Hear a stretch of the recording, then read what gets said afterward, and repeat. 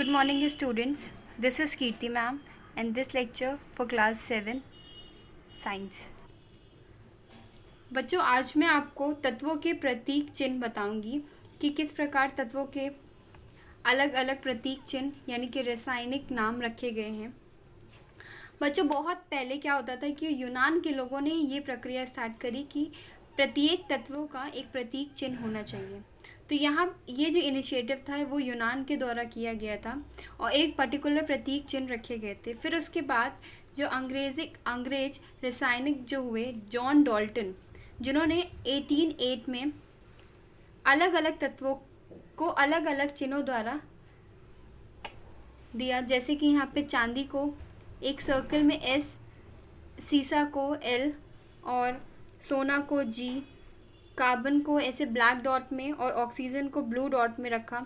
और फिर यहाँ पर जब कोई रिएक्शन लिखना होता था तो वो कार्बन का ये चिन्ह बनाकर प्लस 2 ऑक्सीजन के चिन्ह बनाकर कार्बन और 2 ऑक्सीजन के मॉलिक्यूल्स को ऐसे जोड़ा जाता था, जिससे पता चलता था कि एक कार्बन 2 ऑक्सीजन गिव्स CO2 यानी कि कार्बन डाइऑक्साइड। तो बच्चों पहले इस तरीके से तत्वों के अलग अलग चिन्ह, अलग अलग प्रतीक चिन्ह बनाकर और इस तरीके से रिएक्शन की जाती थी। फिर उसके बाद स्वीडन के जे बर्सीलियस नाम के एक वैज्ञानिक हुए जिन्होंने तत्वों का नाम देना स्टार्ट करा, यानी कि अब तत्वों को उनके पहला जो अक्षर होता था उन्हीं के अकॉर्डिंग नाम दिया जाने लगा। आज तत्वों को उनके पहले अक्षर के द्वारा ही पहचाना जाता है। जैसा कि यहाँ पर आपको मैं एक इस सारणी के थ्रू एक्सप्लेन करती हूँ। इस सारणी में सबसे पहला है हाइड्रोजन को H के द्वारा पहला वर्ड, कार्बन को C के द्वारा, fluorine F, nitrogen N, phosphorus P, sulphur S, aluminium Al और आर्गन Ar।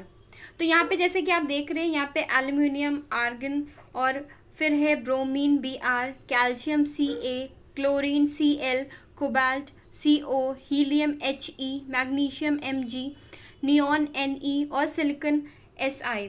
इन सबको दो वर्ड से इसलिए दिया गया है क्योंकि इनके मैच मिल रहे थे कि बहुत सारे ऐसे टर्म्स जो थे, जैसे कि यहाँ पर कोबाल्ट है जिसको CO और क्लोरीन को Cl और कैल्शियम को Ca दिया गया है। वो ऐसा इसलिए हुआ क्योंकि कार्बन का जो कार्बन है उसका जो प्रतीक चिन्ह है वो C है और ये कॉमन हो रहा था क्योंकि एक बार इसका प्रतीक चिन्ह C पड़ गया तो दूसरे को यही नाम नहीं दे सकते क्योंकि फिर डिफरेंस नहीं पता चलता है। इसलिए कैल्शियम, क्लोरीन और कोबाल्ट को उनके जो दूसरा जो नाम है उसके अकॉर्डिंग दिया जाने लगा। और ऐसे बहुत सारे मैच मिल रहे थे जिसकी वजह से उसके बाद ये हुआ कि कुछ तत्वों के नाम उनके लैटिन नेम के द्वारा दिए जाने लगे। जैसे कि यहाँ पर सोडियम को जो लैटिन नेम होता है वो नाट्रियम होता है, इसलिए इसका फर्स्ट 2 वर्ड यानी कि Na लिया जाने लगा। कॉपर का भी देखिए, अगर हम लोग देखा जाए तो कॉपर में फर्स्ट 2 वर्ड जो CO आ रहा है और CO जो है वो कोबाल्ट का साइन है, प्रतीक चिन्ह है, इसलिए कॉपर को CO भी नहीं ले सकते, इसलिए कॉपर का लैटिन नेम लिया गया यानी कि क्यूप्रम लिया जाने लगा। Cu। आयरन IRON, आयरन को भी फेरियम Fe दिया जाने लगा क्योंकि आयरन में जो I है, I जो होता है वो आयोडीन का साइन होता है। फिर इसके बाद है पोटाशियम का जो लैटिन नेम होता है वो होता है कैलियम और कैलियम को K से डिनोट किया जाने लगा क्योंकि पोटाशियम का जो P होता है वो डिनोट करता है फॉस्फोरस को। फिर इसके बाद सिल्वर का जो लैटिन नेम है वो आर्गेंटम है जिसको Ag से डिनोट करते हैं। गोल्ड का आर्म होता है जिसको Au से डिनोट करते हैं। एंड मर्क्यूरी को हम लोग Hg, इसका जो लैटिन नेम होता है वो होता है, मर्क्यूरी का जो लैटिन नेम है वो है हाइड्रीगाइरम यानी कि Hg दिया गया है। अब इसके बाद आता है प्रतीक चिन्हों का महत्व। क्या महत्व है? तो बच्चों प्रतीक चिन्हों का महत्व, एक तो तत्व का नाम, दूसरा तत्व का एक परमाणु। जो प्रतीक चिन्ह है वो ये डिनोट करते हैं कि तत्व का नाम क्या है और सेकंड उसमें कितने परमाणु हैं। जैसे कि हाइड्रोजन H को डिनोट करता है और H हाइड्रोजन का प्रतीक चिन्ह है, और हाइड्रोजन, और यहाँ पर H ये दिखा रहा है कि हाइड्रोजन का एक परमाणु है। अगर इसी प्रकार मैं H2 लिख देती हूँ तो ये भी हाइड्रोजन को दिखाता है, और यहाँ पर जो परमाणु की संख्या है वो हो जाती है 2। तो यही महत्व होता है प्रतीक चिन्हों का। इसके बाद आता है रासायनिक सूत्र। देखिए अलग अलग बच्चों, अलग अलग जो तत्व होते हैं सब अलग अलग परमाणुओं, मतलब तत्व एक ही परमाणुओं से मिलके बना होता है, और जबकि जो यौगिक होते हैं वो अलग अलग परमाणुओं से मिलकर बने होते हैं। तो तत्व अथवा यौगिकों के अणु सूत्रों को उनके उपस्थित विभिन्न परमाणुओं को उनके प्रतीक रूप में लिखते हैं, और इसी प्रक्रिया को रासायनिक सूत्र कहा जाता है। सबसे पहले रासायनिक सूत्र में 2 तरह के होते हैं, तत्व का अणुसूत्र और यौगिक का अणुसूत्र। तो सबसे पहले बात करते हैं तत्व का अणुसूत्र होता क्या है। किसी भी तत्व का अणुसूत्र होता है वो ये दर्शाता है कि उस तत्व में कितने परमाणु से मिलके बना है। जैसे कि यहाँ पर हाइड्रोजन का H2 लिया गया है, तो यहाँ H2 जो है सबसे पहले वो ये दिखा रहा है कि ये एक हाइड्रोजन है, और दूसरा ये बता रहा है कि यहाँ इस तत्व में 2 हाइड्रोजन परमाणुओं से मिलके एक अणु बना हुआ है।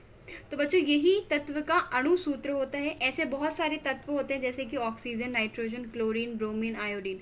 यहाँ पे oxygen O2, nitrogen N2, chlorine Cl2, bromine Br2 and iodine I2 ये अणुसूत्र दर्शा रहे हैं।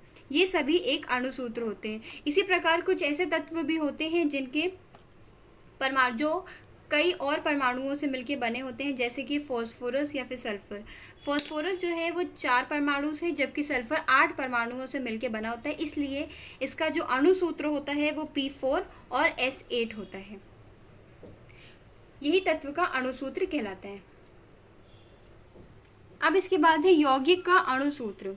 बच्चों यौगिक का अणुसूत्र जो होता है वो 3 चीज़ें दर्शाता है। पहला तो उस यौगिक के एक अणु कितने, मतलब यौगिक के जो अणु होते हैं वो उसको दर्शाता है। दूसरा तत्व जो है, मतलब इसमें इस यौगिक में कितने तत्वों से यौगिक मिलके बना है।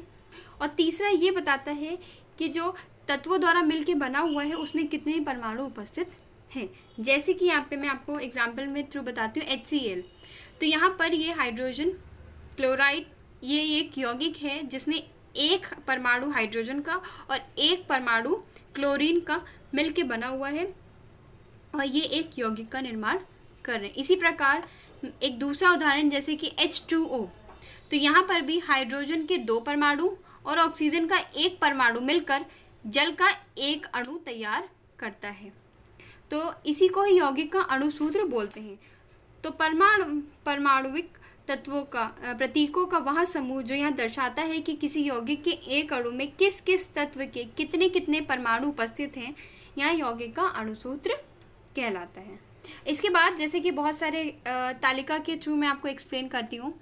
यहाँ पर जैसे कि सोडियम क्लोराइड यानी कि NaCl जिसको साधारण नमक भी कहते हैं, तो यहाँ पर NaCl में सोडियम और क्लोराइड 2 तत्वों से मिलकर बना है, और सोडियम में परमाणुओं की संख्या 1 है और क्लोरीन में भी परमाणुओं की संख्या 1 है। इसके बाद आता है कार्बन डाइऑक्साइड यानी कि CO2, जहाँ पर कार्बन का 1 परमाणु और ऑक्सीजन के 2 परमाणुओं से मिलके बना हुआ है। फिर इसके बाद सल्फ्यूरिक एसिड जिसको H2SO4 जिसका सूत्र है, यहाँ पर हाइड्रोजन का 2 परमाणु, सल्फर का 1 और ऑक्सीजन के 4 परमाणुओं से मिलके बना हुआ है। इसी प्रकार नाइट्रिक अम्ल का सूत्र होता है HNO3 जो कि हाइड्रोजन के 1 परमाणु और नाइट्रोजन के 1 परमाणु और ऑक्सीजन के 3 परमाणुओं से मिलकर बना है। कैल्शियम कार्बोनेट यानी कि CaCO3 कैल्शियम का 1 परमाणु, कार्बन का 1 परमाणु और ऑक्सीजन के 3 परमाणु। कैल्शियम हाइड्रोक्साइड यानी कि चूने का पानी जिसे CaOH का होल ट्वाइस भी कहते हैं। तो यहाँ पे कैल्शियम का 1 परमाणु और ऑक्सीजन के देखिए 2 परमाणु हैं, और हाइड्रोजन के भी 2 परमाणु क्योंकि ये होल स्क्वायर में है। फिर इसके बाद है चीनी का जो सूत्र होता है वो होता है C12H22O11। यहाँ पे कार्बन का 11 परमाणु, हाइड्रोजन के 22 और ऑक्सीजन के भी 11 परमाणु उपस्थित हैं। फिर नेक्स्ट है पोटेशियम परमैंगनीट यानी कि KMnO4। पोटेशियम का 1 परमाणु और मैग्नीशियम के 1 और ऑक्सीजन के 4 परमाणुओं से मिलकर बना हुआ है। इसके बाद है सोडियम कार्बोनेट। सोडियम कार्बोनेट का इसको धावन सोडा भी बोलते हैं। Na2CO3 सोडियम का 2 परमाणु, कार्बन का 1 और ऑक्सीजन के 3 परमाणुओं से मिलकर बना हुआ है। सोडियम बाइकार्बोनेट जिसे खाने वाला भी सोडा कहा जाता है, NaHCO3 सोडियम, यहाँ पर सोडियम का 1 परमाणु, हाइड्रोजन का 1, कार्बन का 1 और ऑक्सीजन के 3 परमाणुओं से मिलके बना हुआ है। तो ये बच्चों ये सारे यौगिक के कुछ अणुसूत्र दिए हुए हैं जिनको अपनी कॉपी में टेबल ये आपको फॉर्म करनी है। Thank you.